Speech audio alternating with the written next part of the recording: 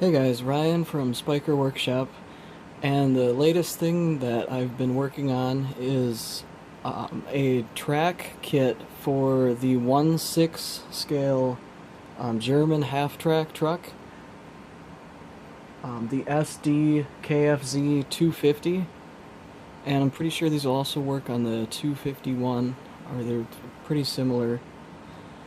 It's quite different than what I've been working on in the past for Spyker Workshop, but if you follow my videos recently, you know that I got a injection molding machine, and one of my friends who's into 1/6 scale stuff wanted me to make some tracks for him, so I figured why not, and I used the injection machine to make a mold for these things, just to kind of see what what I could get out of the machine.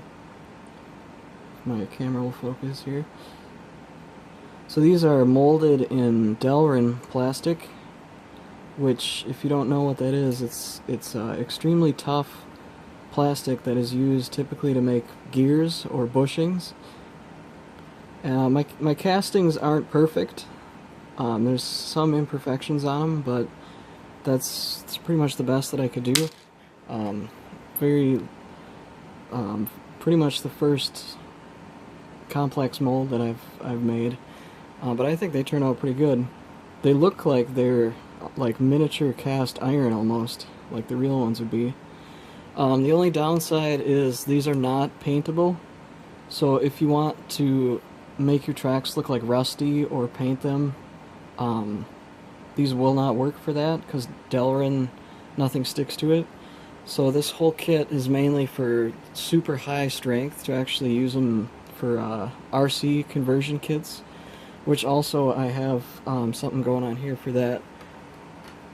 On my store, I'm going to be selling the tracks separately from this motor mount kit, and I'm still unsure yet if the motors will be able to be purchased from me or not, but these are really common automotive, I think they're for windshield wipers.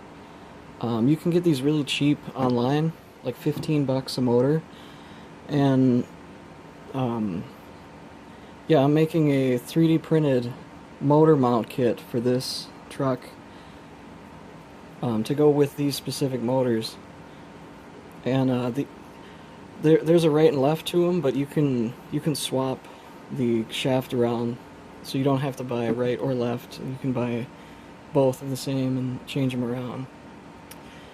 And this is the stock track that comes with this particular truck. From what I've heard is that they're not very strong, they don't look to scale, and they're just kind of ugly looking, I think. And here is my whole track from the injection machine. These things, they're just like ridiculously strong. I'm going to put some kind of video up after this of doing like a stress test on these things, but I haven't gotten around to that yet. I already have one whole set installed on the truck. So here's a quick instructional video on how to assemble my new tracks for the half-track truck. It's 43 links, I believe, for each track set, and it uses 2 nails on each side, or 1 nail on each side, 2 total. And some of the nails, the tolerances are a little different, so some of them actually will slide right in. If they slide right in, just don't use those nails. Use the ones that you need to hammer in. So you preload 2 nails like that, and you can't really feed them in by hand. Delrin's so tough that you can't really press fit it by hand. You gotta use a hammer for this. You could also use like a vise or a clamp or a wrench even, but I like using a hammer for it.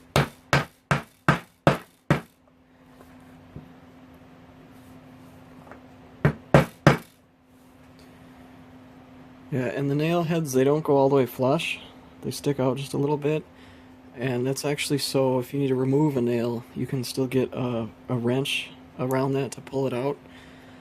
But those are really hard press fit in there. They should never fall out on their own just from running.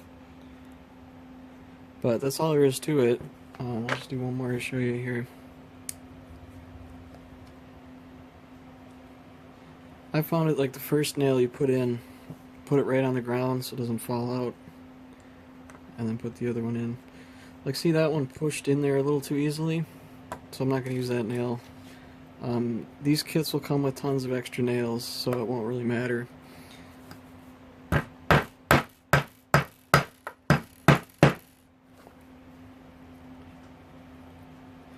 And yeah, it's not a completely loose fit, but it's a pretty good fit on there.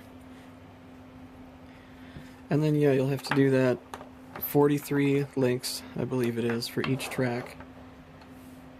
And yeah, I think that's all there is to it, really. This is how they'll come out of the box too, or out of the package. You don't have to do any drilling or cleanup work or anything. They're just ready to go right out of the mold.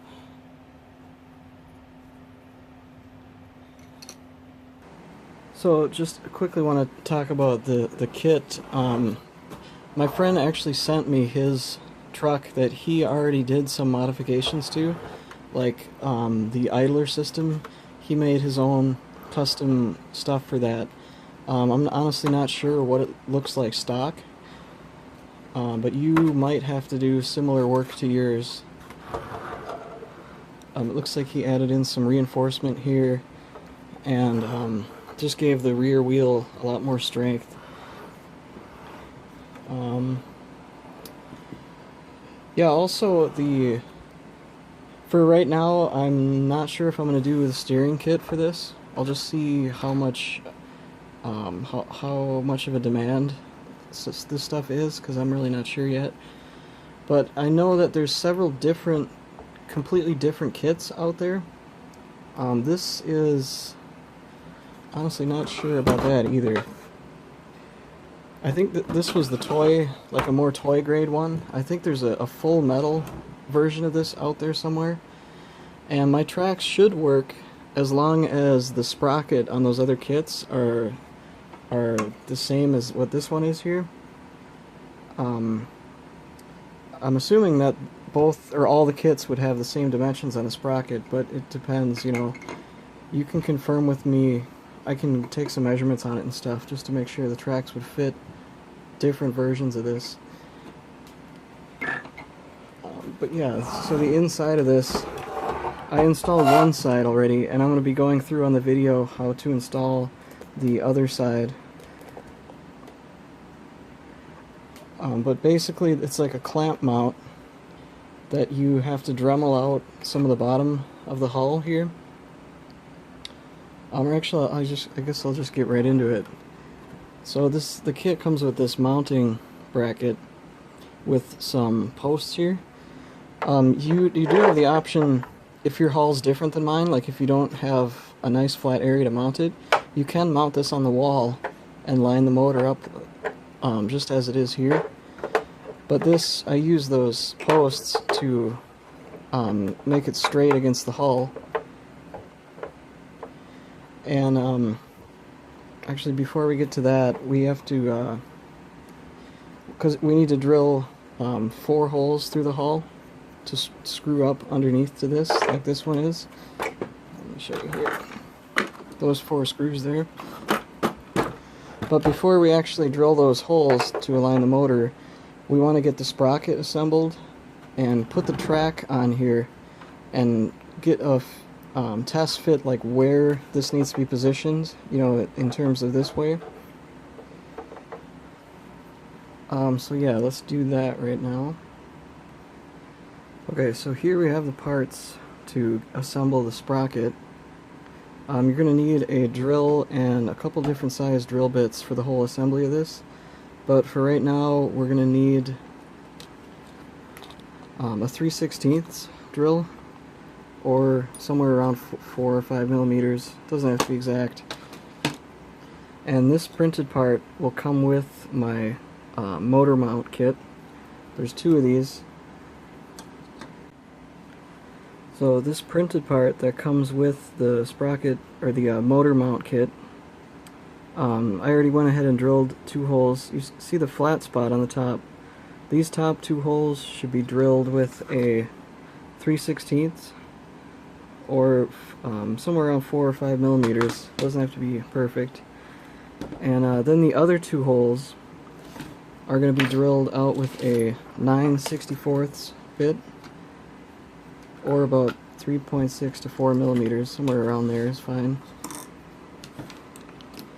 And drill out the bottom ones with that. So I have that drilled out, and I'm only going to be showing one side of the track because I already assembled the other side, but it's the exact same for both sides.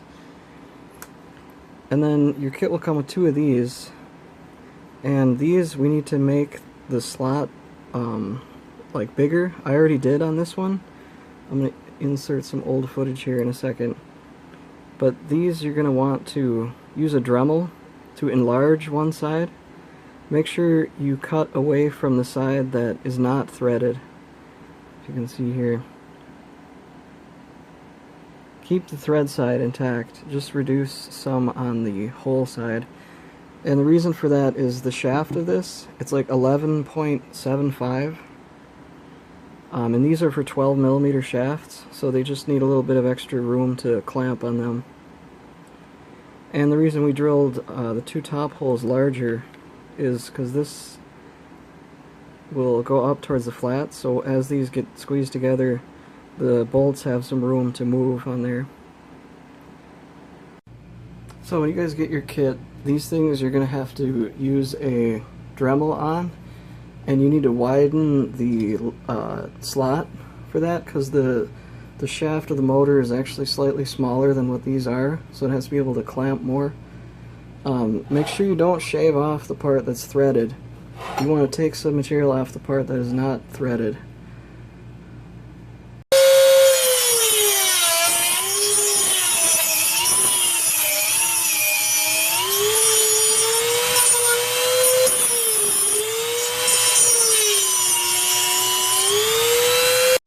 So yeah, you should have a wider gap like that then once it's all done.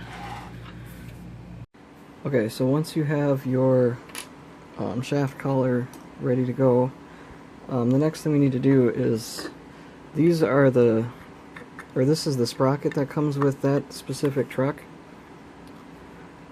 And I already did it, but on the back side there's like a plastic nub. You need to remove that plastic nub down to this surface here. I use just a Dremel with a cutoff wheel and a sanding disc.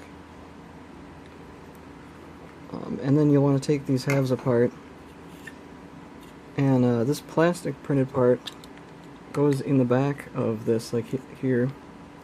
And then you'll want to use those same 2 drill bits to drill through this.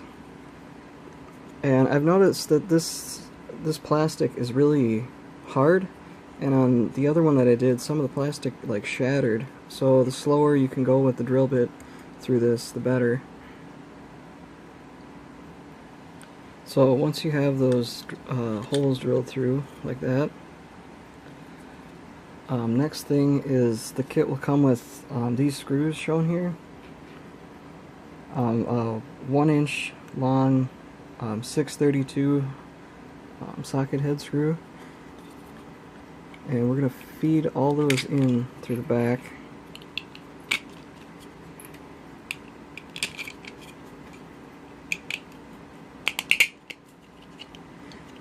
And depending on what sprocket your kit comes with, because I know there's different variations, you might have to do some tweaks and stuff to get this to work. Yeah, and then these things are threaded, so I'm going to add some thread locker in here, and then as I'm tightening it down, there's a flat spot on here. Make sure the clamping part faces that flat spot like that. So here I have it all screwed in. In fact, your kit will probably come with slightly shorter screws. And yeah, let's see. Yeah, there will also be a small screw for here. I'm also going to put thread locker in that. And I forgot to mention these two top screws here. These ones you should leave slightly loose. Like, don't fully tighten them. Fully tighten the back too, but these need to be a little bit loose, so as this pulls in, the aluminum can move a little bit. And then you can always do a test fit on these motor shafts here. And it takes quite a bit of torque to actually get them to grab a hold of the shaft. So here I have the screw tightened down enough. Even though this is a worm drive, you can still actually get it to spin. And yeah, once you have that on there, then you can go back and tighten all these screws down more, since it's in its pretty much final position. Don't go too crazy though, because you don't want to crack that plastic or anything.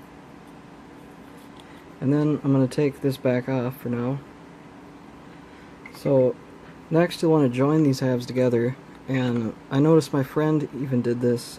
He glued the sprocket halves together, and that is because they only had 2 screw holes here, and for me the other sprocket, both screw holes stripped out immediately.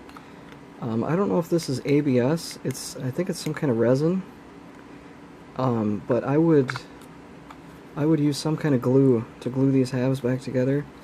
Probably super glue. In case you ever need to get back in here, you can always crack the super glue back open. That's what I'm going to use. I'm going to use thin super glue on this. So I have the halves glued together now. So next thing we're going to do is get the mount kits on these parts here.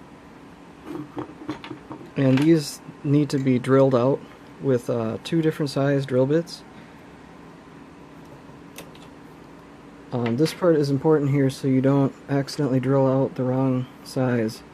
So I have a 1/8 inch drill bit. So the 1/8 inch one, all the holes on this part will be drilled out with a 1/8, and then the 4 holes on this one will be drilled out with a 9/64. Okay, so here I have all the holes drilled out. 1/8 inch drill bit on these and 9/64 on those. And your kit will also come with some sheet metal screws and washers.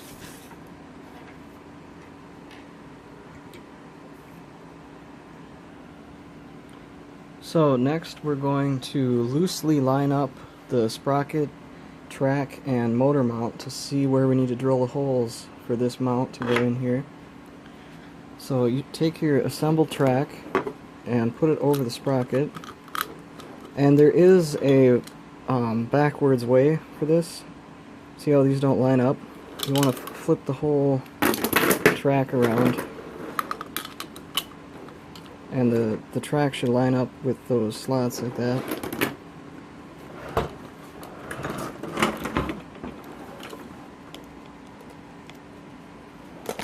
Oops, sorry.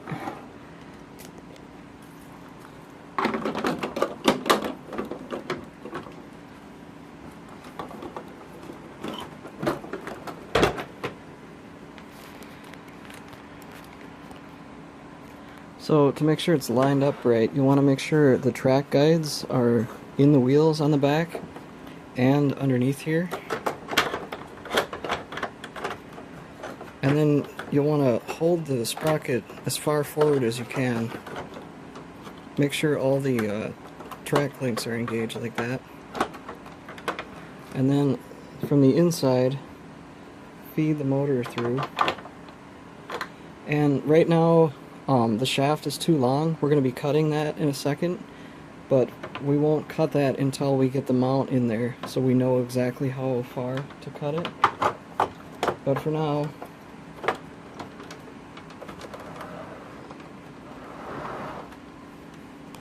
sorry, it's kind of hard to get on the camera here.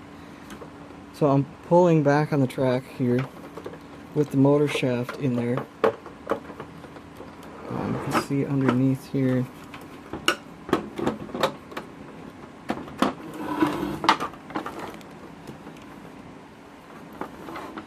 Yeah, so the shaft is in that shaft collar there.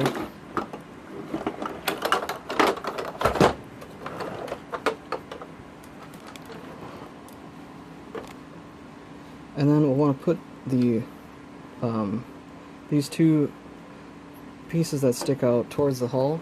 And I'm going to put that under the motor.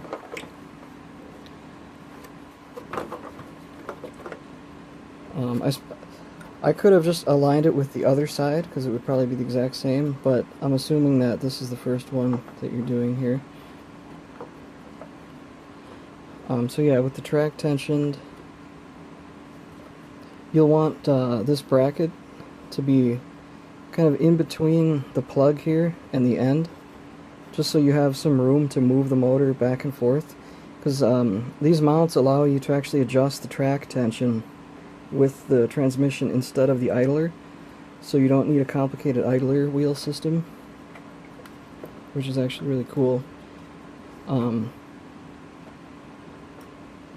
So once you have an approximate position on that, I'm going to just take and mark, I'm just going to mark a line where that transmission should sit on the hull. Then I'm going to take it back out.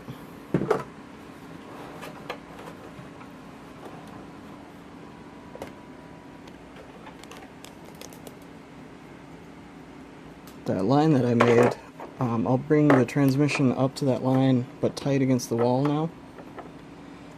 And, oh yeah, I forgot to mention, if there's anything in the way of this mount, you'll want to use a Dremel or something to flatten it out. And if it's something that you cannot flatten out, then you'll want to mount the motor mount to the wall. And you'd have those sticks facing down then, because these give enough clearance for that plug that sticks out, so you don't go too close. So yeah, if you did this way, you drill the holes through the wall. Otherwise, doing this way, you'll drill the holes up through the floor or down. So once you know where that's going to be, you want to take the 1/8 inch drill bit that you used to drill that, hold it in place where you made your line, and then drill all 4 of the holes down through the hull. I'll do that really quick. So I drilled the 4 holes through the hull here. Once you do that, you're going to want to switch drill bits to a 3/16 or 4 or 5 millimeters, and then enlarge the holes big enough so the screws can go in there.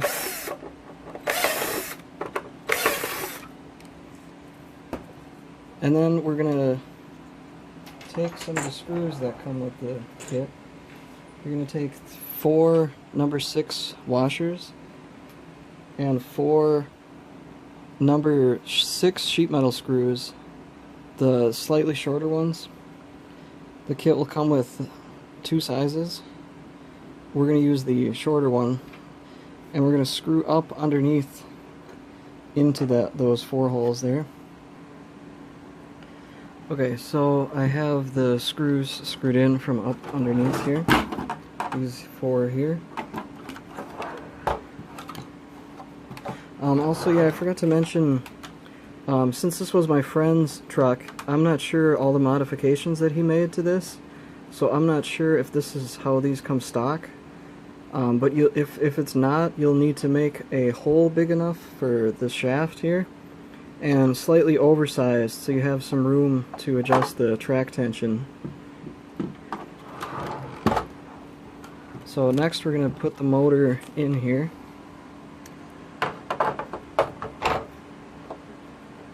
And what's cool about these mounts is you have control over the angle of the shaft, the track tension by sliding the motor forward or backwards. And then also, since we drilled these holes oversized here, if you loosen them, you can adjust the shaft this way in case it's slightly too far back, because I know that causes a lot of tracks to slip. So these mounts have all angular adjustments that you need. So then to actually make the motor stay on there, we use these two pieces here and the last 4 screws that came with my kit, and I'll screw them on just loosely right now. Okay, so I got these screwed on there, and you can see just how sturdy it actually keeps these motors. Plenty strong for what this truck would be doing off-roading. So now the next thing we need to do is figure out how much we need to cut off of the shaft.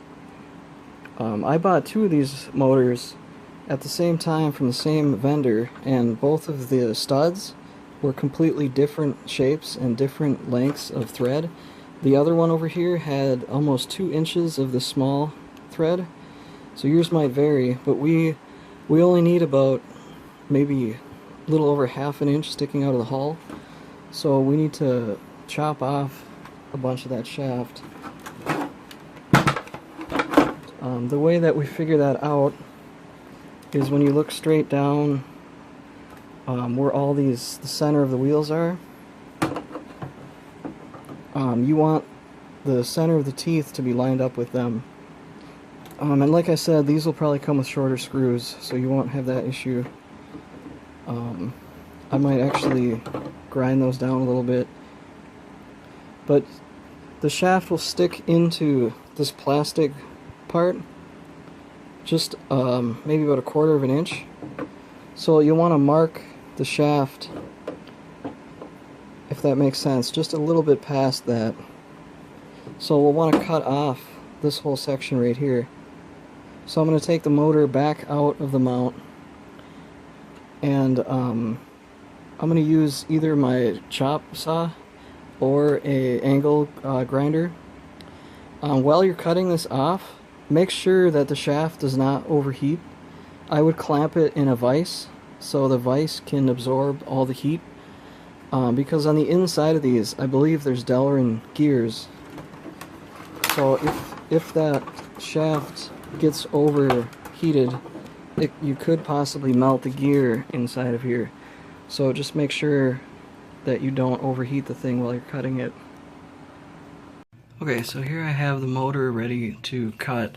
I marked it with a piece of tape for how much I need to trim off. And I have a cold cup of water standing by. I'm going to be using the angle grinder to cut this thing.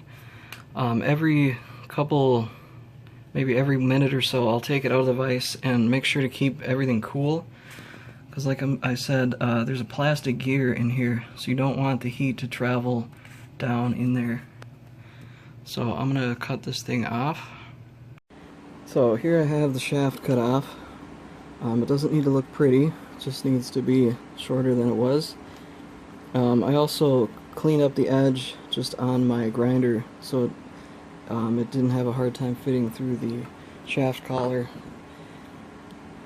So now we can do the final installation, which is the same as before.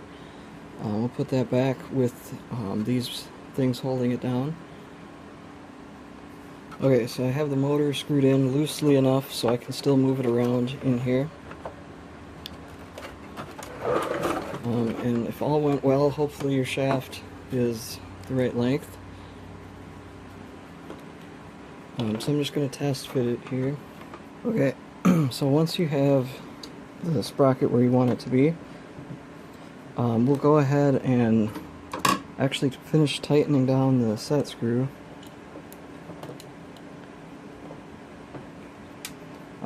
You want to do it tight enough so that you can actually move the shaft, but don't go too crazy with it, otherwise you could end up cracking the aluminum or something.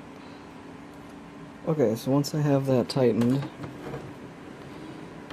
next thing is to actually put the track on. But since we have the wheel installed now, the only way to get the track on is to actually take out one set of the pins. And you can do that by just grabbing onto one of the nail heads with a wrench. It's a really nice press fit on these, but you can still actually get them out when you need to. And then again, there's a right and left to these tracks. Not on each side, but I mean one side looks different on the sprocket.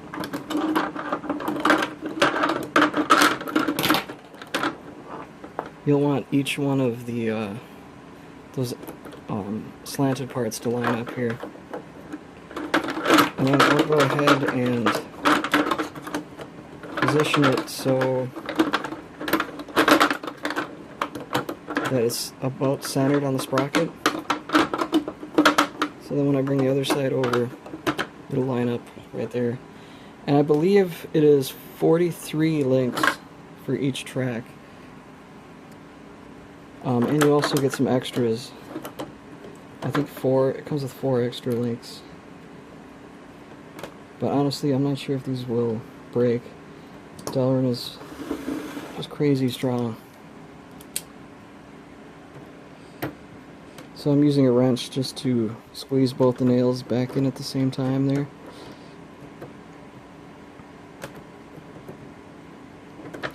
And where the two nail heads meet, they kind of overlap a little. So it kind of like locks them in place.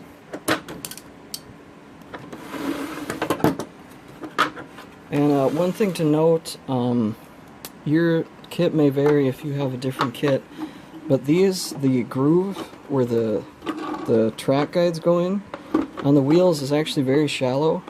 My track pins under here, or the track guides, I actually made them taller than this channel is. So if you look, the wheel actually, the track actually rides a little bit above the wheel. The reason I did that is because when it wraps around the back, the track guide actually angles a little. So the angle of the guide, when it was shorter, it looked like it could fall off the rear wheel. But making them slightly longer makes that not happen.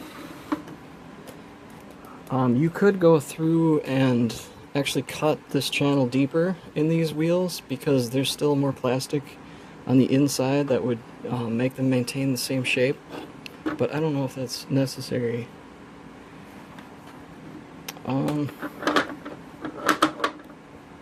Yeah, so now we need to finish lining up the sprocket and then tensioning up the track.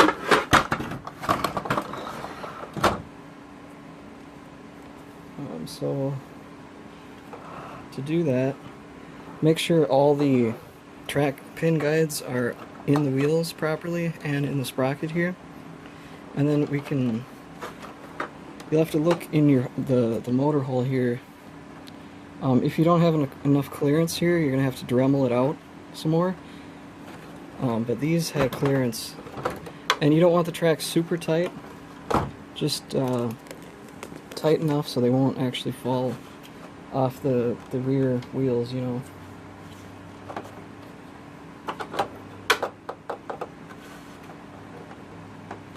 And then also you want to adjust the actual angle of the wheel, because you can move the motor like this way, so you want to keep that wheel straight up and down.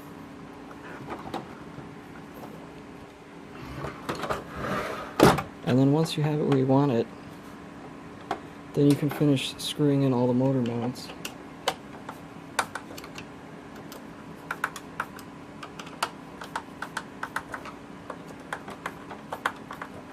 And don't go crazy with these.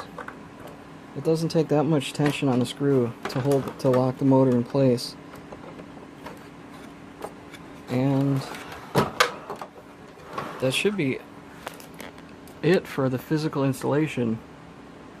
You'll just have to hook up your electronics, speed controllers and stuff now. I'm trying to think if there's anything else to go over.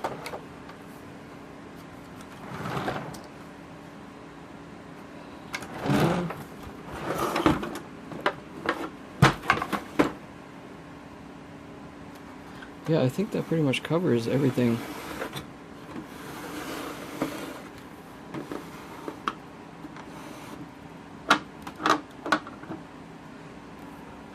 Yeah, if I forget anything, I'll add some more sections after this. But yeah, thanks for watching, and let me know what you guys think about this kind of obscure project that is not in the normal for me. Since this worked out so well, I'm gonna try to make a lot more tracks for different tanks. I might try some 1/16 scale, but 1/6 seems easier to work with, I guess, than the smaller stuff. I will also post, I might include it in this video, but I will rig up my own electronics to actually have this go driving around outside so you can see its actual performance. And yeah, I think that's it. So thanks for watching.